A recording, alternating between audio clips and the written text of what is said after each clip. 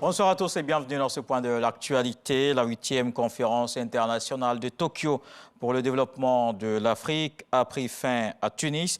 Le Premier ministre Patrick Achi a pris part à la cérémonie de clôture de cette rencontre sur le partenariat entre le Japon et le continent, l'Afrique qui plaide pour un soutien plus important à la paix et à la sécurité de ses États. Le Japon entend aussi renforcer ses actions dans le domaine de la santé et de l'économie verte. Ici sur place dans l'enseignement supérieur, la phase écrite du concours d'entrée à l'INP vient de se dérouler. Les bacheliers ont composé au lycée classique d'Abidjan. Ils sont plus de 1500 pour 700 places disponibles. Kraskando. Bachelier 2022, concours d'entrée à l'INPHB, Institut national polytechnique Félix Houphouët-Boigny. Les épreuves écrites prévues ce dimanche au lycée classique d'Abidjan.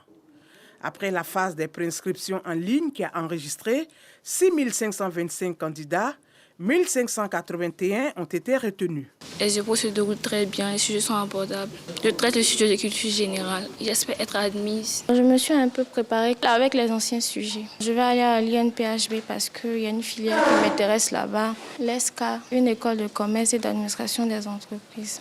De l'avis des superviseurs de ce concours, aucun incident relevé. Ils ont respecté les horaires, le concours a été lancé, tous les candidats sont présents, les surveillants aussi sont présents, donc tout se déroule normalement. Le processus d'entrée à l'INPHB se décline en plusieurs phases. Une fois que les dossiers sont déposés, nous faisons un traitement. Parce que nous prenons en compte les moyennes de seconde, première, terminale dans notre bac. Dans certaines matières, en général maths, français, anglais pour toutes les filières, sciences physiques et puis SVT pour les filières techniques. Donc selon les spécialités, les filières choisies, on prend en compte certaines matières, pas les autres. Et une fois qu'on a fait cela, on fait un premier classement, bac par bac et filière par filière, qui nous permet de sortir un premier lot. On appelle les candidats admissibles.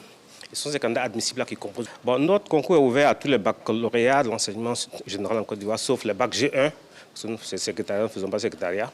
Donc, on a tous les bacs de A2 jusqu'au bac C, passant par les bacs techniques. Ces candidats qui frappent aux portes de l'INPHB connaîtront leurs résultats le mardi 6 septembre prochain.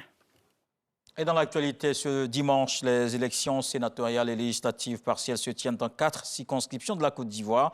Un seul poste de sénateur dans le Haut-Sassandra et 2 candidats sont en lice. Le candidat du PDCI RDA, Tré Sikili Luc, était en campagne à Bédiala. Il a rencontré les conseillers municipaux de la localité.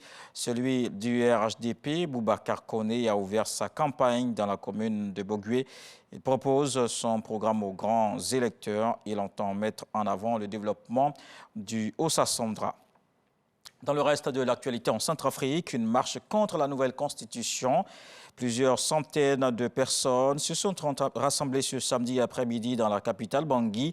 Les manifestants dénoncent une manipulation qui vise à permettre au chef de l'État, Faustin Archange Touadéra, de rester au pouvoir. Depuis des mois, des manifestations en faveur d'une modification de la loi fondamentale sont organisées.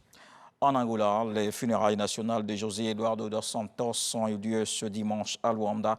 La cérémonie s'est tenue au mémorial Agostinho Neto. C'est aux côtés du père de la nation angolaise que reposera la dépouille de José Eduardo dos Santos. Plusieurs chefs d'État africains sont venus assister aux obsèques nationales de l'ancien président organisé au terme de 2 jours de commémoration. Parmi eux, Denis Sassou Nguesso de la République du Congo, Félix Tshisekedi de la RDC ou encore Philippe Nyusi du Mozambique.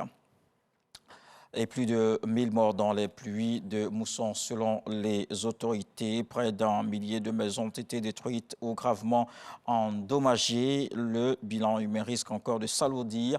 Le sud du Pakistan, particulièrement touché par les inondations, se prépare ce dimanche à un nouveau déluge provoqué par les crues des rivières.